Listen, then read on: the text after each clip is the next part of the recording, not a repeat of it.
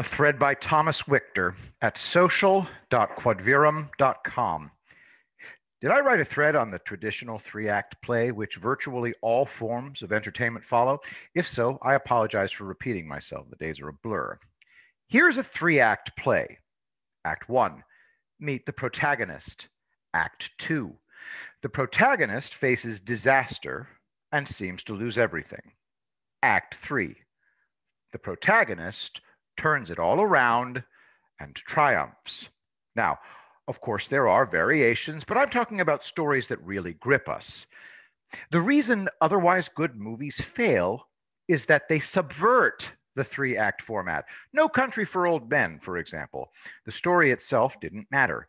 It was all about the Coen brothers showing off their alleged brilliance. In reality, the most poorly written character was Anton Chigurh, who made no sense. He was supposed to represent the mysteries of life itself, pure chance. As a result, this unstoppable killer was absolutely unconvincing. The scariest hitman of all time is the mailman, linked to a clip in the thread from YouTube. It's just a job to him. You can't talk him out of it, reason with him, bribe him, nothing. In today's movies, everybody chews the scenery. They're cartoon characters. It's entertaining to lots of people, but in the end, the movies sink into obscurity. In order to subvert all the audience's expectations, the Coen brothers made a movie that just peters out. It's too confusing, and the only engaging characters are killed or just walk away. That's why the movie failed. It was all about the Coen brothers, not the stories. The best stories have long second acts. Trump knows this. That's why his second act took up virtually the entire story of his first term. Gotta admit, the entire world is waiting to see what happens next.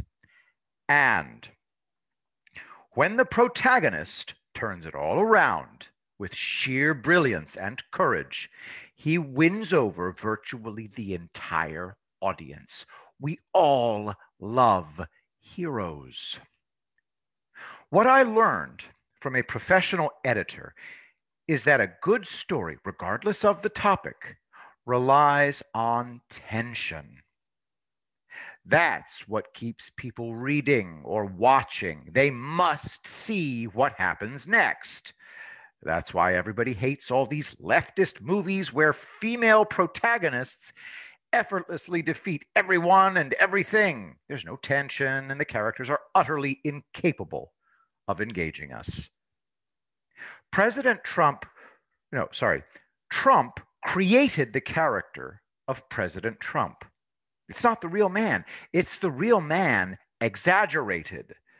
The best characters arouse emotion in the reader or audience. Trump's character creates intense emotion in everybody. A brilliant achievement. And he crafted the story of his first term in such a way that nobody stopped watching or reading. Have you read the articles of impeachment? They're a bad joke. Trump is accused of inciting insurrection, so he must be banned from holding political office for life and lose his Secret Service protection for life. It's good that this is happening. I've studied counterterrorism since July 20th, 1982, when I was nearly killed by the bomb in Regent's Park. I was close enough to feel the blast effect. I learned all about the techniques and technology used in counterterrorism, and I've kept up to date as everything improved. Therefore, I know that Trump used technology to get the evidence he needs to prove fraud. As we can all see now, too much was at stake to leave anything to chance. Our Gulf Arab allies can go anywhere they want. I know of 2 operations in which they crossed through multiple checkpoints, carried out their missions, and escaped without a trace. They killed too many terrorist commanders to count, and they rescued a Yemeni general in the middle of a massive ambush on his house.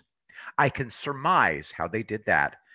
He was a double agent all along, so they prepared his house by creating an underground panic room. When the ambush took place, the general and his rescuers were under the house. The house was leveled, and at some point, the general and the commandos emerged in Houthi uniforms. I do know that they spent 3 days in safe houses, and then they blasted their way out of the city in high-speed Land Rover conversions, lowered and armed with forward-firing 23mm automatic cannons. They were covered by helicopter gunships and IOMAX Archangel armored turboprop aircraft flying at street level. The Archangel is a converted crop duster that can be armed with missiles and Gatling cannon pods.